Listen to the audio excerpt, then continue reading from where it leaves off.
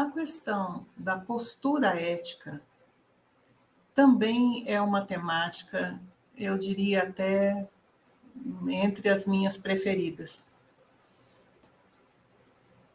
Pela disposição que nós profissionais necessitamos manter, desde um contato proximal no primeiro atendimento, até as questões que envolvem a investigação, o sigilo profissional, e mesmo entre os próprios colegas, como levar uma temática, como trazer um assunto para discussão.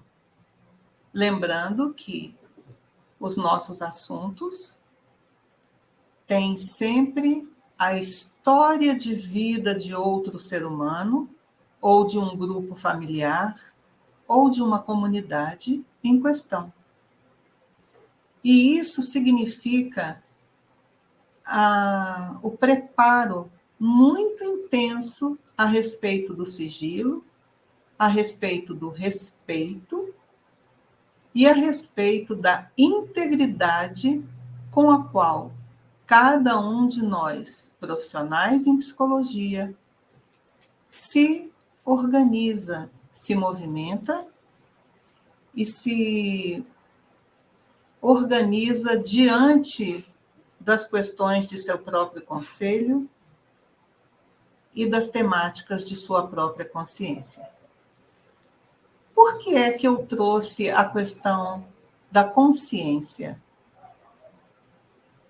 Porque é preciso que, a cada momento, nós estejamos disponíveis a fazer o melhor e a manter em separado o que são as questões pessoais das crenças e ter esse olhar totalmente voltado ao interesse e ao momento que diz respeito ao cliente, ou à investigação, ou à sala de aula. E isso, embora possa parecer uma postura automática, é uma postura responsável, é uma postura da dignidade com a qual se enfrenta a vida profissional e a conduta.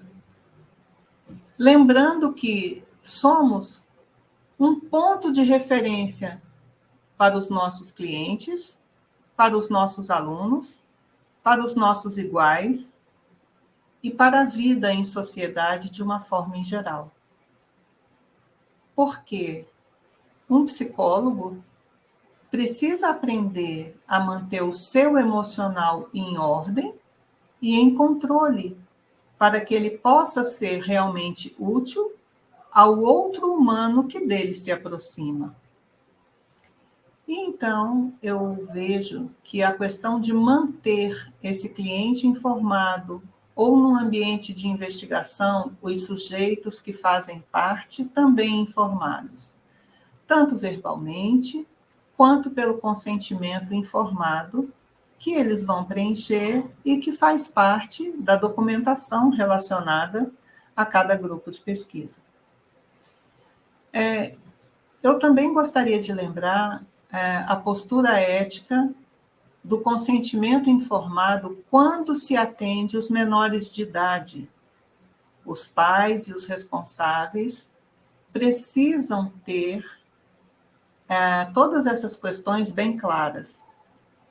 Como é o atendimento, o que vai ocorrer com o atendimento. E eu sugiro que mensalmente, e que isso seja combinado desde o primeiro contato em que o adolescente está presente, não é? De que esse contato com a mãe, com o pai, com o responsável, vai ser feito não para revelar os assuntos que são tratados em terapia, mas a condução do progresso dos atendimentos em terapia. Então, na minha prática pessoal, eu faço isso, esse trato, E no atendimento em que eu vou receber os responsáveis, eu também tenho a presença da pessoa que está em atendimento, para que tudo seja claro, transparente, e que a questão da confiança, que é precedente à formação do vínculo e à manutenção do vínculo, seja o fio condutor desse processo. Eu sempre tenho em mente também a questão da parcimônia. Parcimônia é quando você usa o mínimo de recursos, o mínimo de gastos e produz o máximo de resultado que é possível. E isso diz respeito desde o valor de um atendimento, que pode ser um valor simbólico, ou pode ser um atendimento que tenha um valor mais significativo, dependendo da condição social, dependendo da construção, dependendo do contrato que é feito. E lembrando que, no caso das investigações, não existe valor financeiro. Um sujeito que participa de um grupo de pesquisa, de um grupo de investigação, de interesse do investigador. Então, esse sujeito é custo zero. E muitas vezes esse assunto surge, mas é assim que eu me coloco e é assim que eu sugiro, porque as questões ficam muito bem esclarecidas e que, no caso de investigação, o sujeito pode sair a qualquer momento. Ele não é obrigado a permanecer num grupo de investigação se ele assim não o desejar ou se ele não estiver se sentindo confortável. Nós precisamos levar em conta que a atuação de um psicólogo existe desde o contato clínico, hospitalar, social, em ambientes específicos, como penitenciárias, como contexto jurídico no psicossocial, e também nos contextos internacionais, quando se desenvolve um projeto que diz respeito a outro país.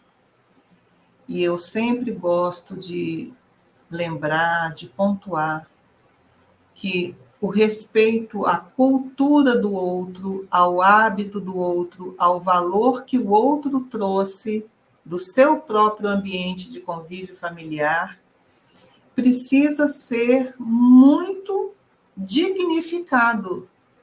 O outro que nos chega é uma dádiva sempre. É um campo de aprendizado, é um campo de atualização e, antes de tudo, é um campo de respeito. Então, a postura ética vai desde a postura da vestimenta do profissional, as palavras, ao acolhimento, a forma como esse cliente ou essa família é recebida, a forma como nos despedimos no final de cada atendimento. E eu gostaria de lembrar a vocês que a vida é um exercício de gratidão, que nós estamos em condições de acolher o outro e que isso precisa ser muito trabalhado em nós. Jamais ser visto como uma obrigação. A vida de um psicólogo é formada pela satisfação pelo atendimento e não pela obrigação de um exercício profissional. E é isso que eu tenho para dizer a vocês a respeito dessa temática. Muito obrigada.